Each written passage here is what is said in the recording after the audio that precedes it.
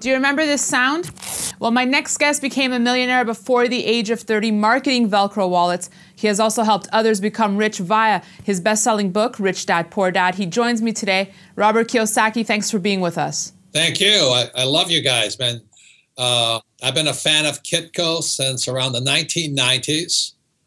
I floated a gold mining company on the TSE, the Toronto Stock Exchange, and you guys were my go-to guys, my source of information.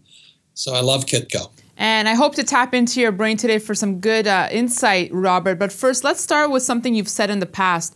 You've been quoted as saying that the secret to success is not hard work or luck. So what is it? Well, the secret to success in anything is just like, let's say I was going to learn to play the game of golf. You know, I can't learn the game reading a book. And, a lot of people, they play golf, but they're not really good at golf. So the secret to success is get good at any game you want to play. So you don't find me practicing golf. You find me practicing gold, oil, silver, entrepreneurship, things like that. And so the secret to success is practice, practice, practice with good coaches, good references, and play to win. And it's funny, Robert, when I had mentioned to people that I would be interviewing you today, the first thing they told me was, ask him how I can get rich. And as we all know, there's no magic formula here. But in December, I had asked you if we gave you $10,000, how you would invest this in 2014. You mentioned you would put 5% in equities. It seems everyone else is rushing into the stock market right now. Why did you put such a low percentage in equities, and what are you looking at this year? It's a good question. If I could step back, and there's a reason I'm not in stocks, okay? The reason it is because I'm an entrepreneur. I don't play the stock market. I don't need the stock market to get rich. I don't need money to get rich. So the difference here is, like I said, I floated a company on the Toronto Stock Exchange in 1994, I believe, no, 2004. So anyway, I've been in the Canadian markets for years, but I don't buy stocks. I sell stocks. I sell shares of my company.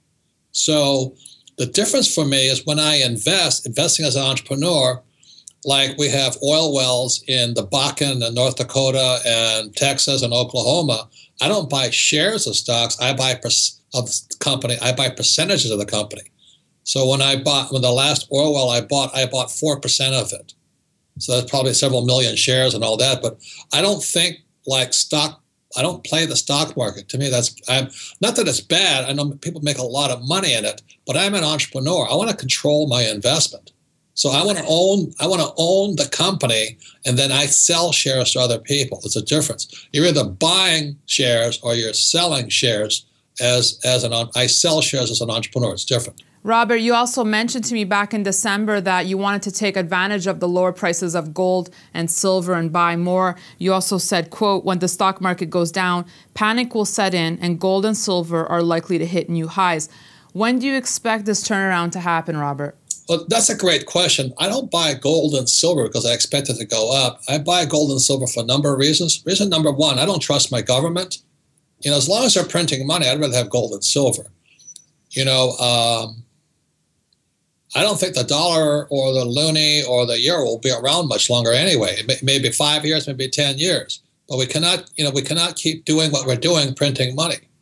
The other thing too, as the stock market goes up and the price of gold goes down, if I was a trader, if I was actually playing those sports, I would always be buying the opposite side of it. So when the price of stock's going up, price of gold's going down, I'm on the other side.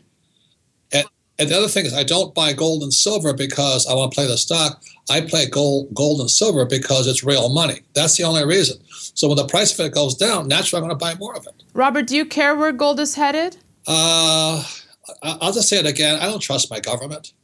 I just don't trust them. So let me ask you then, do you still view the U.S. as a fertile land to achieve success? In other words, is the American dream still attainable? Well, it depends on who you talk to. You see, if you're really an entrepreneur and really an investor, it doesn't make a difference markets going up or down. It doesn't make a difference about anything. It's about, do you own the company? Can you produce from it, like an oil company or gold company or education company in this Rich Dad case? And can I make money at it? When the real estate market crashed in 2007, I'm not really religious, but I almost dropped to my knees and took laps around the rosary bead. I said, thank you, Jesus, man. this market is crashing. I'm going to make a fortune today. And I made more money between 2007 and 2013 than any time in my life, tragically. And I do say tragically. Millions of people lost their homes. And if you read Rich Dad, Poor Dad, which came out in 1997, I said, your house is not an asset. You know, you've really got to know your asset from a hole in the ground. And I remember reading this, Robert, that you said your house is a liability. No, it depends. It depends upon cash flow. You see, when I buy an apartment house, you know, let's say it pays me $500,000 a year. If the price goes up, price comes down, I still get my $500,000 per year. It's not big money, but I live on it. You know, it's about $40,000 a month or something. But anyway, that's what I'm doing. I want income. I want cash flow. I'm not playing the market. So when the price of the so-called asset drops, and I can buy it for less, especially with banks' money, with debt, I'm going to buy it all day long. So, Robert, what are some sectors today that you feel money could still be made in? It has nothing to do with the sectors. It has to do with this. You know, what's between this? Right ear, left ear. What's between here? If there's nothing there, there's nothing in your hands. It's really simple. You don't need money to make money. It's one of the biggest lies they ever told you. If you have entrepreneurial skills and you know how to take other people's money and make money, you'll make a lot of money all your life. But do you think some people are just born with an entrepreneurial talent, or is it something that can be learned? Let me ask you this. Am I born as a golfer? Right, but some people might have a natural ability. The question is, do you like the game? See, my wife, Kim, absolutely loves golf. I don't like golf. So who's better? She's much better than I am. See, I love my game of oil, gas, gold, and silver. I love those games. I'm good at it because I love them. If you don't love the game, you're just trying to make money, get out. On that note, Robert, thanks so much for being with us today. Thank you. I enjoyed it.